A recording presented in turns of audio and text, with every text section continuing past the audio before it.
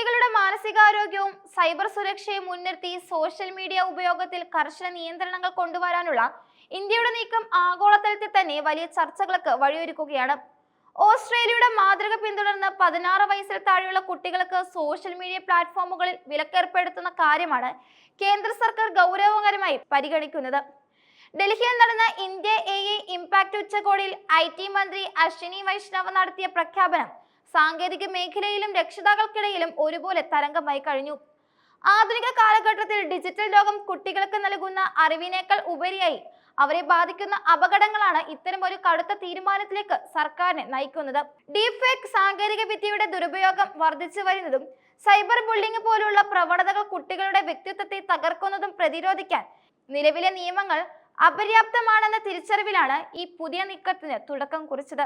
Social media ഭീമന്മാരായ Meta, X, YouTube തുടങ്ങിയവയ്ക്ക് പുറമെ നെറ്റ്ഫ്ലിക്സ് പോലുള്ള OTT പ്ലാറ്റ്ഫോമുകളെയും ഈ നിയന്ത്രണങ്ങളുടെ പരിധിയിൽ കൊണ്ടുവരാനാണ് ഉദ്ദേശിക്കുന്നത്. നിലവിൽ ഇന്ത്യയിൽ കുട്ടികളുടെ സോഷ്യൽ മീഡിയ ഉപയോഗം തടയുന്നതിനായി പ്രത്യേക നിയമങ്ങളൊന്നുമില്ലെങ്കിലും ഡിജിറ്റൽ വ്യക്തിഗത വിവര സംരക്ഷണ നിയമത്തിന്റെ അടിസ്ഥാനത്തിൽ ചില നിയന്ത്രണങ്ങൾ കൊണ്ടുവരാൻ സാധിക്കുമെന്ന് സർക്കാർ വിലയിരുത്തുന്നു. പ്ലാറ്റ്ഫോമുകളുടെ ഉത്തരവാദിത്തം വർദ്ധിപ്പിക്കുക എന്നതാണ് ഇതിലൂടെ ലക്ഷ്യമിടുന്നത്. ഉള്ളടക്കത്തിന്റെ സ്വഭാവം പരിശോധിക്കുന്നതിനോടൊപ്പം കുട്ടികളുടെ സ്വകാര്യത ഉറപ്പാക്കാനും അവരുടെ മാനസിക വികാസത്തെ ദോഷകരമായി ബാധിക്കുന്ന റീൽസ് പോലുള്ള വീഡിയോകളുടെ അമിതമായ സ്വാധീനം കുറയ്ക്കാനും സർക്കാർ ആഗ്രഹിക്കുന്നു. വിവിധ പ്ലാറ്റ്ഫോമുകളുടെ പ്രതിനിധികളുമായി സർക്കാർ ഇപ്പോൾ ചർച്ചകൾ നടത്തി വരികയാണ്. ഈ ചർച്ചകളിൽ ഉയർന്നു വരുന്ന നിർദ്ദേശങ്ങളും പാർലമെന്ററി സമിതിയുടെ പഠന റിപ്പോർട്ടും പരിഗണിച്ചായിരിക്കും അന്തിമ നിയമനിർമ്മാണം നടക്കുക. ആഗോളതലത്തിൽ തന്നെ കുട്ടികളുടെ ഡിജിറ്റൽ ജീവിതം വലിയ ആശങ്കകൾക്ക് കാരണമാകുന്നുണ്ട്. ഓസ്ട്രേലിയ കഴിഞ്ഞ ദിവസം നിയമമാക്കിയ സോഷ്യൽ മീഡിയ നിരോധനം ലോകത്തിൽ തന്നെ വലിയൊരു സന്ദേശമാണ് നൽകിയത്.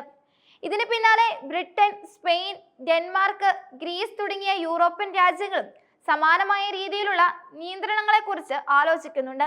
ഈ രാജ്യങ്ങളെല്ലാം തന്നെ കുട്ടികളുടെ സോഷ്യൽ മീഡിയ അഡിക്ഷൻ, ലഹരി ഉപയോഗത്തിന് തുല്യമായ ആരോഗ്യ പ്രശ്നമായിട്ടാണ് കണക്കാക്കുന്നത്. ഇന്ത്യയിൽ വർദ്ധിച്ചു വരുന്ന ഇന്റർനെറ്റ് സാന്ദ്രതയും സ്മാർട്ട് ഫോണുകളുടെ ലഭ്യതയും കുട്ടികളെ ഇത്തരം പ്ലാറ്റ്ഫോമുകളിലേക്ക് കൂടുതൽ അടുപ്പിച്ചിട്ടുണ്ട്. ഇത് പഠനത്തെയും ശാരീരിക വ്യായാമത്തെയും സാമൂഹിക ബന്ധങ്ങളെയും പ്രതികൂലമായി ബാധിക്കുന്നതായി നിരവധി പഠനങ്ങൾ വ്യക്തമാക്കുന്നു.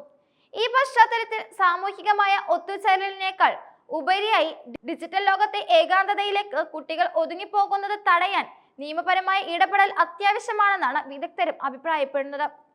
ഏറ്റവും പുതിയ സുരക്ഷാ സാങ്കേതിക വിദ്യകൾ പ്ലാറ്റ്ഫോമുകളിൽ ഏർപ്പെടുത്തുക എന്നതാണ് ചർച്ചകളിലെ പ്രധാന വിഷയം.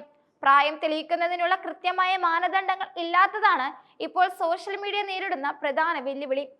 നിലവിൽ പല കുട്ടികളും തെറ്റായ ജനന തീയതി നൽകിയാണ് ഇത്തരം അക്കൗണ്ടുകൾ കൈകാര്യം ചെയ്യുന്നത്. ഇത് മറികടക്കാൻ ബയോമെട്രിക് ഐഡന്റിഫിക്കേഷനും ആധാർ പോലുള്ള രേഖകളോ ഉപയോഗിച്ച് പ്രായം ഉറപ്പുവരുത്തേണ്ടി വരുമോ എന്ന കാര്യവും പരിശോധിക്കപ്പെടുന്നുണ്ട്.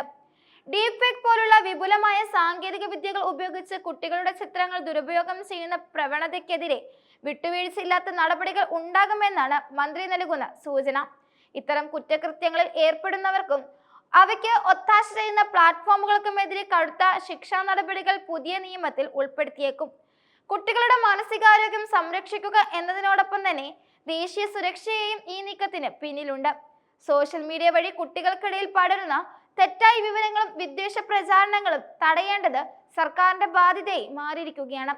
കേവലം ഒരു നിരോധനം എന്നതിലുപരി സുരക്ഷിതമായ ഒരു ഡിജിറ്റൽ അന്തരീക്ഷം ഒരുക്കുക എന്നതാണ് ഇന്ത്യയുടെ ലക്ഷ്യം. സാങ്കേതിക വിദ്യയെ തള്ളിക്കളയാതെ തന്നെ അതിന്റെ അപകടങ്ങളിൽ നിന്ന് വരും തലമുറയെ എങ്ങനെ മാറ്റി നിർത്താം എന്നതിലാണ് ഇപ്പോൾ ഗവേഷണങ്ങൾ നടക്കുന്നത്. വരും മാസങ്ങളിൽ ഈ വിഷയത്തിൽ കൂടുതൽ വ്യക്തമായ മാർഗനിർദ്ദേശങ്ങൾ പുറത്തു വരുമെന്നാണ് പ്രതീക്ഷിക്കുന്നത്. നിയമം നടപ്പിലാക്കുന്നതിലെ പ്രായോഗിക ബുദ്ധിമുട്ടുകൾ പരിഹരിക്കുന്നതിനായി IT മന്ത്രാലയം വിവിധ മേഖലകളിലെ വിദഗ്ധരുടെ അഭിപ്രായം കൂടി തേടുന്നുണ്ട്.